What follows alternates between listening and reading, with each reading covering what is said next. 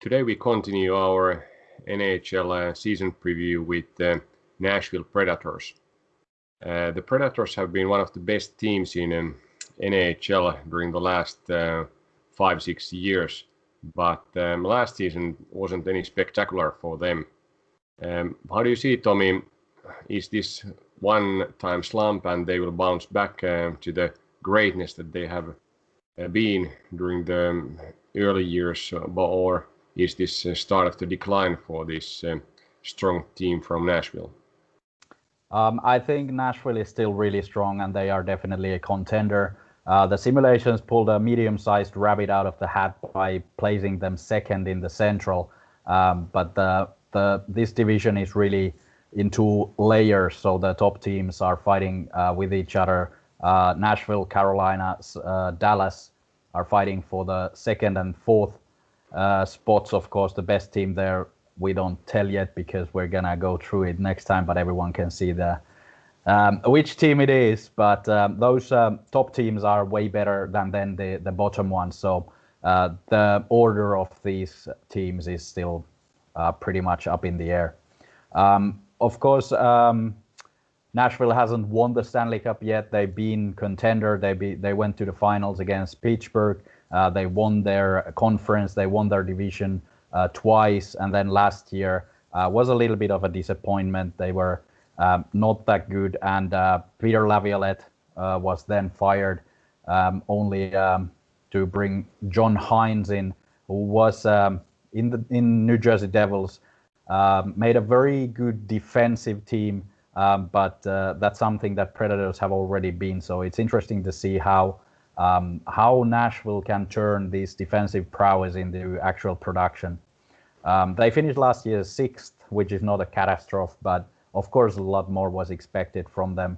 And then Arizona was better in the playoffs, so they had a lot more energetic young team, and Nashville looked like a bunch of old guys with really heavy feet. So something that Nashville needs to do better is find a way to play a little bit more modern hockey and probably try to win the games through that. How about our simulations? How have we been with the Predators?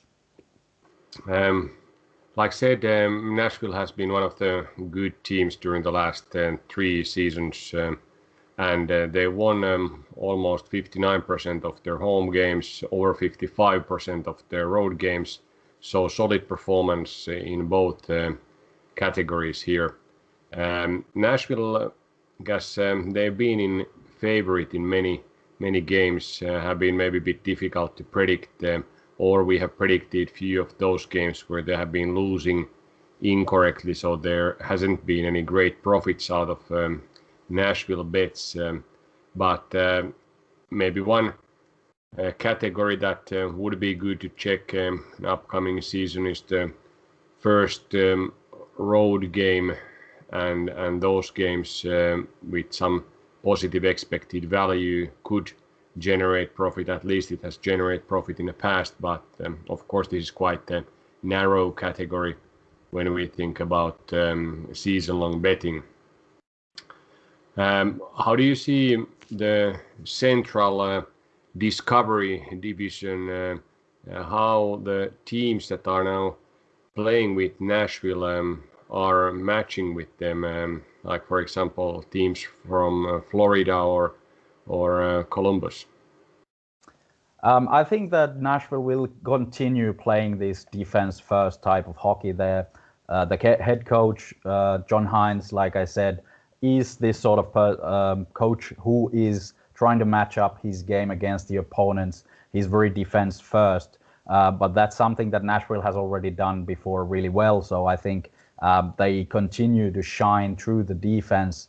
They are probably able to shut down most of the teams in their division. Of course, there is a couple of really good teams that will provide some problems, like Carolina, Tampa Bay probably have the offensive prowess to challenge Nashville with that. So it will be extremely interesting to see how it goes. But Nashville has been playing in a division with, or at least in a conference with the likes of Vegas and St. Louis, and also Minnesota has been a very sort of gritty team to play against. So maybe it will be a little bit easier for Predators to fight against these Eastern Conference, Carolina and Tampa Bay. But what are the facts about these divisional opponents? The teams that they faced many times, like for example Dallas, they faced them 19 times during the last 3 seasons and been able to win over 50% of those games, 52.6% to be exact. And same thing for Chicago, they faced them 12 times, win 58%. Maybe Chicago is not the team as it was 5-6 years ago, but still out of these games that they've really mattered intra-divisional games in the past, Nashville has been strong as expected. But teams outside of their old divisions, like let's say Carolina, they've been able to win only 1 game out of 6 that they faced. Similar type of thing for Florida, one out of 3, so 2 out of 6 games, both home and away.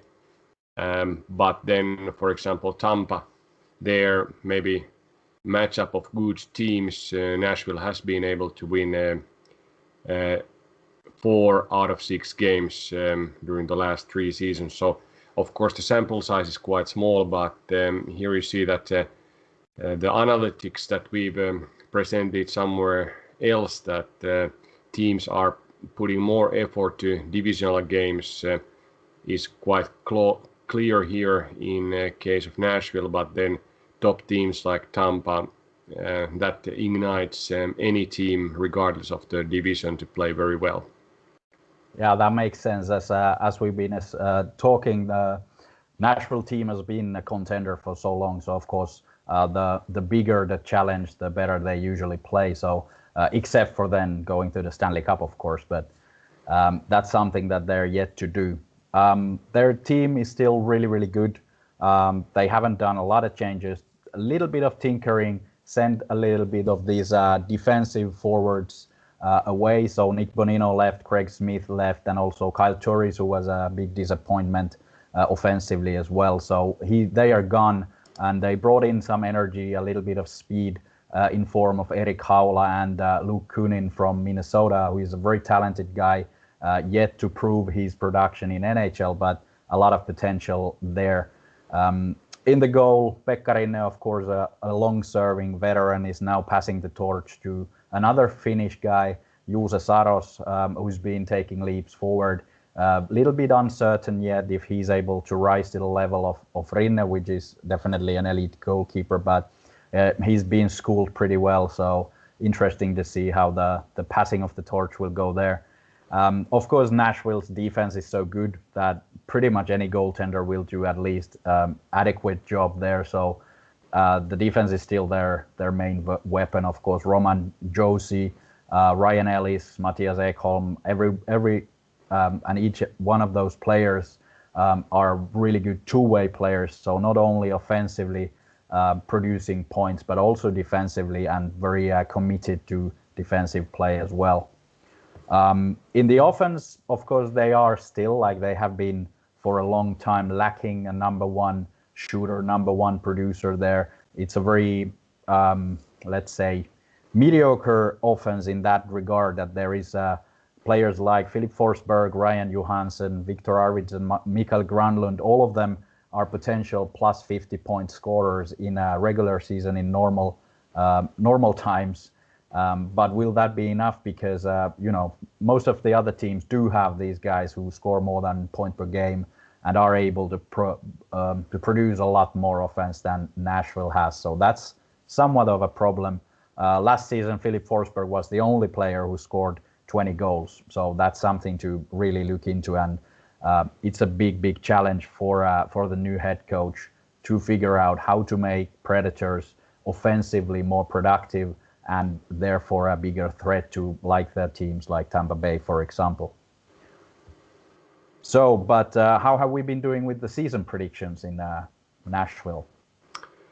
After they went to Stanley Cup 3 years ago, we predicted them to go over 97.5 points.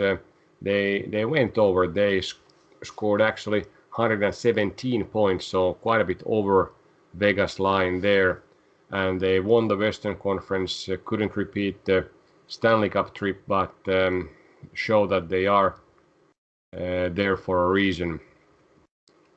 Then 2 years ago, we predicted them to go under 105 points, and result during that season was exactly 100 points. So our prediction of 103 points was very close. But then last season we predicted them to continue their good stride, and like we discussed, the season was a disappointment. So also our prediction for going over this 98.5 points was incorrect, because even though the season wasn't completed, they got only 78 points out of 69 games. So if you would win basically every game, or at least most of it, maybe you would go over, but still I think that would be a bit stretch for the team that were winning only half of the games so far. Now we have seen some of the season total points line from the bookmakers. What kind of number our simulation predicts for Nashville, and how that reflects to the bookmaker line? Yeah, that's actually really interesting. Now we have the lines actually available, so we can have a little bit of comparison here.